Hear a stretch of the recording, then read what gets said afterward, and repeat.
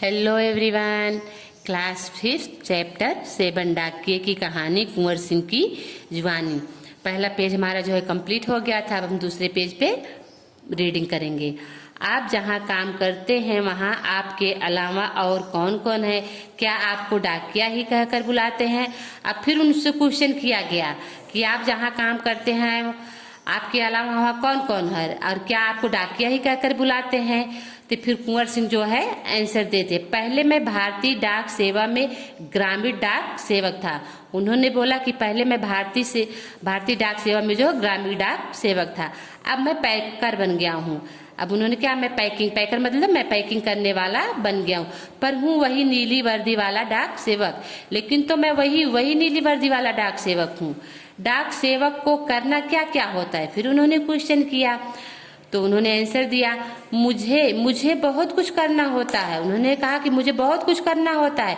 चिट्ठियाँ, रजिस्ट्री पत्र, parcel, bill, बूढ़े लोगों की पेंशन आदि छोड़ने गांव-गांव जाता हूँ। बोले ये सब चिट्ठियाँ वगैरह हुई, चिट्ठियाँ, रजिस्ट्री पत्र, पार्सल, बिल, बूढ़े लोगों की पेंशन, ये सब मैं जो गाँव छोड़ने के लिए गाँव जाता हूँ। क्या यह सब अभी भी करना पड़ता है? क्योंकि अब तो सूचना और संदेश देने के बहुत से नए तरीके आ गए। फिर उन्होंने क्वेश्चन किया कि आपको अभी ये सब करना पड़ता है क्योंकि अब तो सूचना और संदेश देने के लिए बहुत से नए तरीके आ चुके हैं। फिर उन्होंने आंसर दिया, शहरों में भी भले आज संदेश देने के नए साधन आ गए। उन्होंने बोला कि शहरों में भले ही आज संदेश देने के कई नए साधन आ गए हैं, जैसे फोन, मोबाइल, ईमेल वगैरह, लेकिन गांव में तो आज भी संदेश पहुंचाने का सबसे बड़ा जरिया डाक ही है।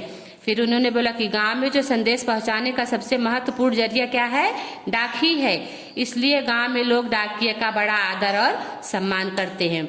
फिर उन्होंने बोला इसलिए लोग डाकिये का बहुत आदर और सत्कार करते हैं। अपनी चिट्ठी याद पाने के लिए डाकिये का इंतजार करते हैं। गांव वाले अपनी चिट्ठी पत्र पाने के लिए जो है वो डाकिये का इंतजार करते रहते हैं। हमने सुना है कि हमारी डाक सेवा दुनिया की सबसे बड़ी डाक सेवा है, यह भला कैसे? फिर क्वेश्चन किया गया उनसे कि हमने सुना है कि हमारी डाक सेवा जो है दुनिया की सबसे बड़ी डाक सेवा है तो पर यह भला कैसे है? सुना तो आपने बिल्कुल ठीक है। फिर उन्होंने आंसर दिया, जो आपने सुना वो बिल्कुल ठीक है। हमारे देश की डाक सेवा आज भी दुनिया की सबसे बड़ी डाक सेवा है।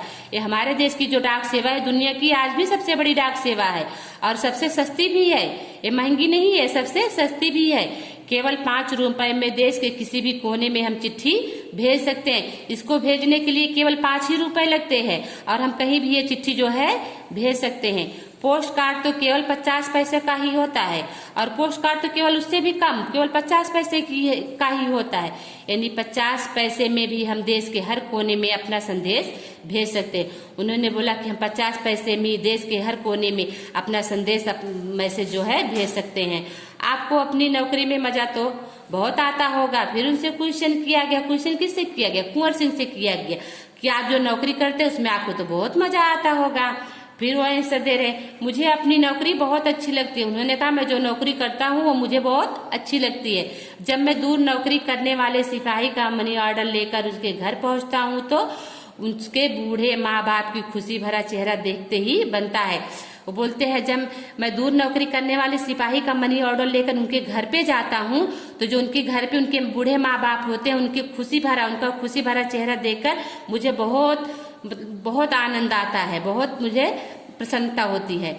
ऐसे ही जब किसी का रजिस्ट्री पत्र पहुंचाता हूँ जिसमें कभी रिजल्ट कभी नियुक्ति पत्र होता है तो लोग बहुत खुश होते हैं।